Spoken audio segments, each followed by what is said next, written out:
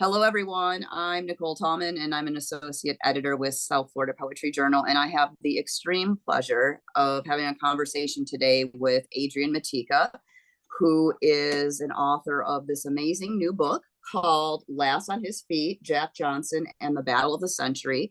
And Adrian is going to be presenting at Miami Book Fair this year. He has two events. They're both on Sunday the 19th. One is at 1 p.m. and one is at 3 p.m. So I invite you to join those events. And I'm going to read the quick bio from the back of his book. It just says that Adrian is the former poet laureate of Indiana, and he's the author of Big Smoke, which won the Anisfield Wolf Book Award and was a finalist for the Pulitzer Prize and National Book Award. I'm so excited to be here today with you, Adrian. Thank you so much for taking the time. It's good to see you again, Nicole. I'm glad we could have a conversation today. Absolutely. So I had the honor of moderating a conversation with you 2 years ago. Mm-hmm. How many book fairs have you been at now? I think this will be the fourth one that I've been at. I mean, clearly this is a place I really enjoy coming, and I'm grateful that I get invited back. Just there's so many wonderful writers, so many wonderful poets hanging around, and really an incredible audience who's receptive and interested in the work. So you couldn't ask for anything more than that as a writer. Absolutely. So let's talk a little bit about your new book. I read it. I enjoyed it so much, and I'm just curious for those who may not have read it, maybe just tell us a little bit about it and what your inspiration was for writing it. Yeah, so Last on His Feet is a graphic novel that I did in collaboration with the French-Moroccan illustrator Youssef Daoudi. He's an incredible artist and very thoughtful constructor of narrative. So we had a great time. The book is focused on Jack Johnson, who was the first Black heavyweight champion of the world, and it traces his life through flashbacks. Actually, and the ways he came from being part of the first generation after emancipation to rise to being the first Black heavyweight champion of the world. And most of it takes place between 1900 and maybe 1915. But there are flashbacks to before that, so we get to see him as a kid, and there are flashes to it forward in the future to what happens to him after he becomes heavyweight and loses the title.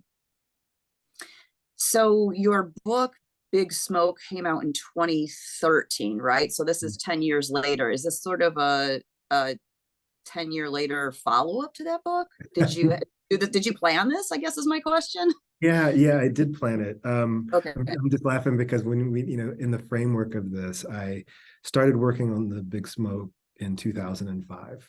And I spent 2 years researching Jack Johnson and his history and, the time in which he lived before I wrote anything at all about him. And so the Big Smoke took me 8 years to complete, from the start of that project to it being out in the world.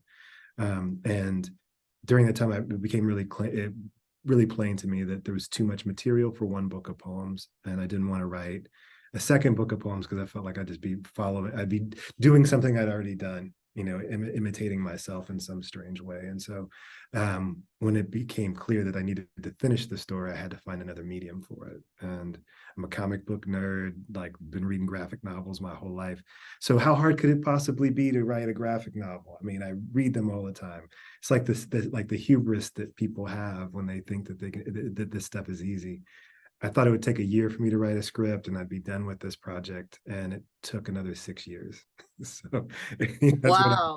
That's what I get for thinking that this is simple. It's such a difficult art to master, and I didn't master it. I just learned how to start working in that space. So you anticipated my next question, which was going to be, how long did it take you to write this book? So we can skip over that one. I'm curious, what about the collaborative aspect? Have you collaborated on other books before? How was that as an experience, collaborating with Youssef? Yeah, it was great. I learned so much from Youssef, and I think that the best collaborations are kind of going back to school and learning about things you don't know. And so I have done other collaborations. I was in a band. I used to write lyrics for people. I've done collaborations in that way. And during COVID, I worked on a book of art and poetry two separate books that were inspired by Funkadelic, with an artist named Nicholas Gallen and another artist named Kevin Knightrider. So during COVID, when we were all sort of sequestered and stuck, I was working from distance with these two really brilliant artists and musicians, and learned how to, kind of have a cadence that got work done. At that same time, I was collaborating with Youssef too. And so I had these different things that I was doing, and I was learning from all three artists, both about how to make my language more legible in a visual narrative, but also how to like sort of hang back when the art can do more work than the words can in that moment, or how to amp up the language if something needs to be explained differently for the reader. And so all of that was, I learned from Youssef, and I learned from Kevin and Nicholas. And so I was very lucky to have this pretty fertile time, a very difficult time, but a very fertile time of collaboration with friends. And I didn't know Youssef when we started, but is a friend of mine now. Very cool. So for the non-sports fans out there, or non-history buffs, I'm curious, why boxing in particular? Why did you choose that as your lens for this, for two books now?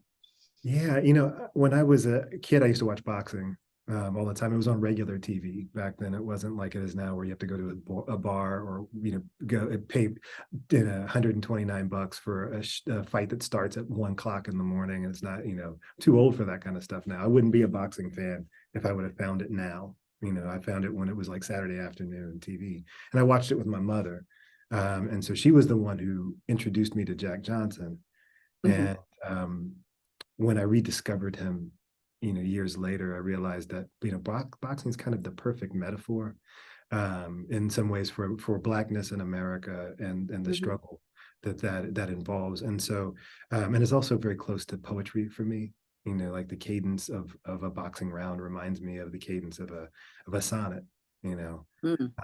People fixate on the violence, and understandably, it is a very violent sport. I mean, the point is that it knocks someone unconscious. There's no subtlety to the violence in it at all. But what my mother taught me was that boxing is actually about what happens between the punches, not the punches themselves. And so that's when the metaphor happens for me. Like when I think about, everything that's going on that leads to the moment where something might happen. That's what poetry is, and so it became an easy metaphor for segregation, for early 20th century violence toward Black people, toward Reconstruction, toward the kind of, I don't know, busted ideas of what imperial ideas of the United States. Like all of this stuff can be contained in the discussion about Jack Johnson, a Black man whose parents were enslaved, fighting the person they called the Great White Hope, who's a representative of all things white in the United States, right? It was just like such a clear metaphor in this way that it felt like it deserved more attention. But Jack Johnson also deserved more attention to me, because he was so fascinating. And it had been basically written out of history because he was convicted of the Mann Act, and a bunch of other things happened to him. And so his history was sundry in a way that people didn't want to hold up as an example of Black excellence, even though he was, unmistakably excellent. So it was less about the boxing and more about the person, and more about the time. And so when Youssef and I were working on this, like I said, he's a gorgeous artist, and he had pages and pages of these fight scenes where they're just like elegant in between the punches, like I was sharing with you earlier.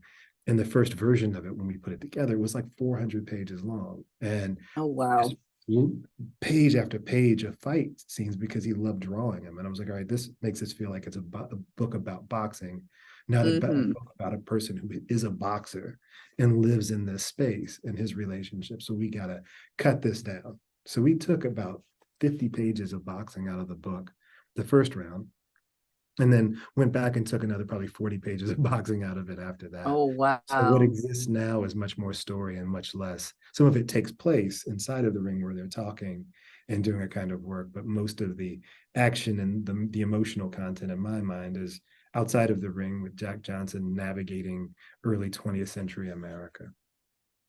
This is a very fascinating time, and I learned so much. I think that this is a really good book for people who may not be educated in this particular area, to be able to learn quite a lot about the history through this person's perspective, who was kind of a contentious figure in some ways, as you had mentioned too. So I really appreciated the history lesson that you gave me, and the way you were able to make it a lyrical history lesson, right? We don't get to see that a whole lot in books. So I feel like you did something pretty innovative with that. I can't think of another book I've seen that was like this before. Well, thank you for saying that. We wanted it to be an art book, not a graphic novel, Mm-hmm. but an art book that was a portrait of Jack Johnson, and originally that's what it was called. It was called a portrait, and the editor suggested that we needed to have a different kind of title to guide it, so people would understand. Without Jack Johnson's name on the cover, you might not have any idea who it was. So our portrait thing, which made so much sense to the two of us who had been kind of immersed in this for 6 years, didn't make sense outside of the room. So we decided to make more plain what people were getting into when they pick up the book. But we leaned very heavily into the poetry of it. I mean, after I wrote The Big Smoke, I didn't want to write any more poems. I didn't want to write any more monologues from Jack Johnson's perspective, because I'd already done that. And I couldn't figure out what I would learn continuing to do it. And I mean, I know that you're a very accomplished poet, Nicole, and you write these gorgeous poems. And I don't want to presume, but for me, poems always answer questions. And if they're not answering a question, then I'm not learning anything inside of the poem. And I'd asked all the questions of Jack Johnson that I wanted the answers to in The Big Smoke. So I needed to completely separate this book from the work I'd done the first time in order to see it through the lens of poetry again. And so I was adamant. I didn't want to write any poems at all. It's like, I'm not doing it, Yusef. And Yusef's like, we need the voice. We need the voice. And so I ended up writing like 50 new poems for this book, but they turned into things that don't look like poems in it. There are a couple of places where you can see that it's a poem, but mostly it becomes overtext for other things, even though they were written in the spirit of poetry. So the voice becomes the driver, I hope, for the book, and people can invest in that and follow his version of the story as we move forward. I think it became very obvious that there were a lot of poems in here, and I think this would be a good moment for you to read something for our listeners and viewers here. I know you said Battle Royale was in The Big Smoke, and I had recognized it, but I thought it had changed a little bit. So maybe you could delight our audience by reading that one. Yes. Yeah. Thank you, Nicole. Thanks for singling that out too. So in this book, there is the Battle Royale is the only poem that is moved from the Big Smoke into this book. Everything else is brand new, and even it changed because I changed the poem to fit the work we were trying to do now. And so I think the whole time when we talked about it, I was like, this is the only poem I want. I don't know how to say this any better than I said it at the time. So it's just going to be a bad facsimile of it if I try to rewrite this scene. And so the poem is about the first time Jack Johnson fought professionally, and it was in a battle royale. And this is him telling us about it. Battle royale. Back then, they'd chain a bear in the middle of the bear garden and let the dogs loose. A bear will always make short work of a dog. Shakespeare said Sackerson did it more than 20 times to dogs and wildcats alike, and since most creatures are naturally afraid of bears, there wouldn't always be much of a show in the bear garden. So the handlers would put the bear's eyes out or take his teeth to make the fight more sporting. Once baiting was against the law, some smart somebody figured colored would fight just as hard if hungry enough. So they rounded up the skinniest of us, had us stripped to trousers, then blindfolded us before the fight. They turned us in hard circles a few times on the ring steps like a motor car engine before pushing us between the ropes. When the bell rang, it seemed like I got hit from 8 directions. I didn't know where those punches came from, but I swung so hard, my shoulder hadn't been right since, because the man said only the last darky on his feet gets a meal. Somebody was eating that day, and I already had my fork and spoon ready. I love that. Thank you so much. Yeah, there was an image that I wish we could have figured out how to keep in the book from that, where Yusef drew Jack Johnson in front of this big plate of ham and bread, and because the truth of the story is they told the contestants whoever won got to eat as many sandwiches as they could. So this man is actually fighting for his supper at this point, and eventually would become one of the wealthiest black Americans of his time. Do you have any particular advice for writers who'd like to do a similar project, writing a graphic novel in verse or poetic form? Yeah, well, I think you have to learn how to write poems if you don't know. Like that's I think learning to write scripts was a lot easier to me than learning how to write a good poem. Maybe that's Mm, just bias, but it's so difficult to master the art that we both practice. And so learning how to be a poet and having people understand what you're trying to share with them feels like the first step. But it really is, if you don't know how to draw, which I do not. I mean, I'm like an mm. absolute stick figure kind of person. Um, it's embarrassing, really. But if you don't know how to draw, then it's a collaboration with someone else. And in order to enact that collaboration, you have to learn how to write it. I wrote a movie script basically, and then Yusef created art for that. And there were places in that he would say, well, this just doesn't make any sense. I can't see this. And so I would write poems sometimes to help make it more legible for him. I wrote a short story for one part of it because I wanted him to be able to understand it. But that was part of the collaboration with Yusef. Most of the time, as I understand it, I would have written a script, handed it over, and then seen the end product at some point. It's not such an intimate, um, you know, collaboration like it was with Yusef and I should also say Yusuf Mm. at that point lived right outside of Paris. And so it gave Okay. me an excuse to go to Paris to work. Nice. And so I was like, so I was over there quite a bit pre-COVID to work with Yusuf. And at some point, I was living in Indianapolis at the time. And at some point, Mm. Yusuf said, oh, I can come to you. I can come to you. I can come to Indianapolis. And it was like, oh no, no, no. I think that we have a flow. It works really well when I come to see you. So let's just keep it that way, buddy. You don't need to come to Indiana. And I don't mean that Yeah. to disparage my home state. It was just like I would much rather be someplace that was completely different from the area in which I worked to be inspired by new things. And that's also Paris, and they have great food. So there are a lot of reasons to be able to go over there. So my advice would be like, once you've mastered how to make yourself available in a poem, study scripts and script writing. I used the script from a movie, Moonlight. Remember this movie, Barry Mm. Jenkins Of movie? course. That was filmed in Cry. Miami. Yeah, yeah, and with all those gorgeous colors. Oh, Mhm. it makes me cry every time I watch it. So I don't watch it that often, but this movie script is like a novel. It's so beautifully rendered in the way that he describes how the scene should look. And so I used that as a model for the script I was writing for Yusef. Very cool. So, is there anything you're working on next? I know you've been super prolific and busy. Maybe you're taking a break, but I'm just curious. You've done quite a lot here. So, anything in the Yeah. works? Yeah, there is. I mean, I think since we got to spend time talking about my last book of poems, I was writing that while I was working on this. And so when I got Right. with all of these, I was like, I need a minute. Let me try to figure out what I'm going to do. So I'm working on a new, I'm working on, I don't, because I work around poetry all day. I want when I come home to do something else. So I'm working on a new script Right. for a second graphic novel that I don't want to Okay. talk about too much. It's not far deep enough into it, but it's set in Seattle in the 1990s. Mm. I used to work Okay. there for a very small bookstore Hmm. that was internet based, and it was just barely a startup when I was working there. And now it's like a world-eating place. So I just, like I'm writing a bit about my time in that space, but also about Seattle at that time at the end of grunge, and like rap music was ascending out there in this way that it hadn't before, and just a really beautiful time to be in Seattle. And I miss it, but I can't decide if I miss the version of Seattle that existed then, or the version of me that existed then, or the mortgageless life and Hmm. that I had when I was in my 20s. I don't know, but there's something about it that's bringing me back, and it's not nostalgia. It's disbelief, I think, and so I'm trying to figure out how to write this story in a way that shows people what that was and what it was like.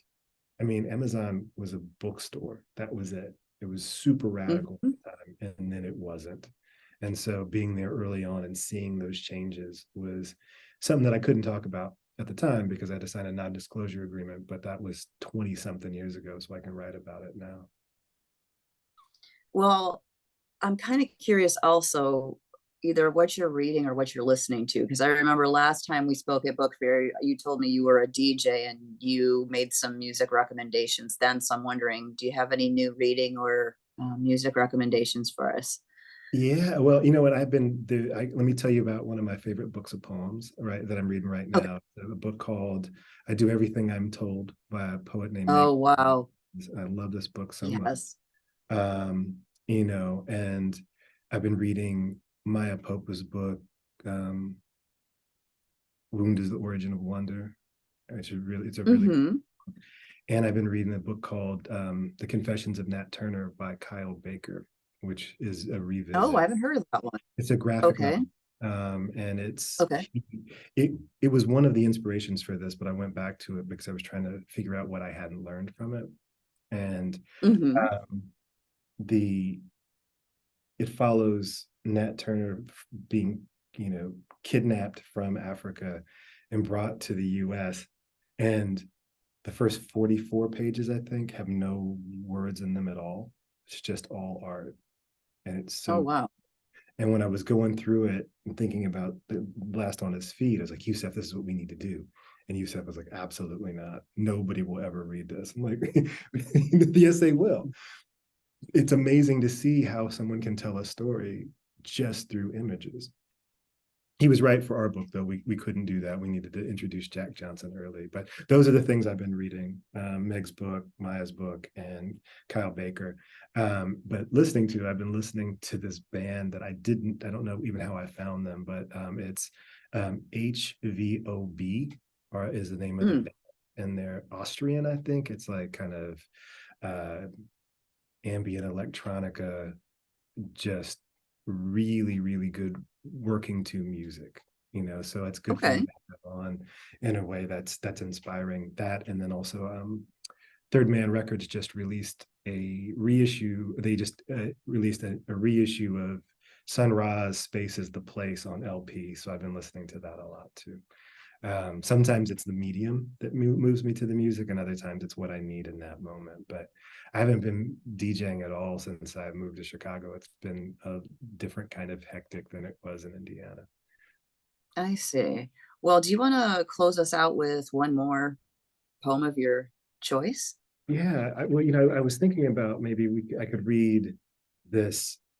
Like, there are these pieces of advice in the book from Cool. Jack Okay. Johnson, and I had this idea that it would be really interesting to have Jack Johnson warn, like, the future Jack Johnson what it would be like, what they might be in for. And so one of them was and a piece of advice that follows the poem that I read earlier, Battle Royale. It's short, but it mentions Shakespeare, who was Jack Johnson's favorite author. It's just called A Piece of Advice from Jack Johnson. Understand Shakespeare. Man's behavior is in the great poet's words. See, politicians are as crooked as a bag of fish hooks. Give them enough money, and whatever ugly you might have done isn't so ugly anymore. No colored in this world's got enough money to change black to white. So if you're going to make it in these United States of America, you best figure out how the Bear Sackerson was still able to beat back those hungry dogs after the handlers pulled out all his teeth. Some advice. I love it. Well, I want to thank you so much, Adrian, for your time. You were always so gracious. And I want to encourage everyone to come see Adrian at the book fair Sunday the 19th at 1 and 3. He's going to be signing books. So you can support our local bookstore, Books and Books there. And anything else you want to add before we close out, Adrian? Oh, I'm just grateful we had a good talk today, and I know I'm going to see you while I'm down there in a couple of weeks too. So it'll be nice to share space with you again, Nicole. I appreciate it. And also thanks Uh, everybody for listening. I really appreciate that. and if people are not coming into the book fair, you should still buy Adrian's books. So what's the best place to do that, Adrian, online? At bookshop.org will take you to Okay. ordering from your local independent bookstores. That's the best place to do it. And that's how I support my neighbors if I can't get down to the spot, bookshop.org. All right. Absolutely. Thank you again so much for your time, Adrian. I'll see you at book fair. Yeah, thank you, Nicole. Take care.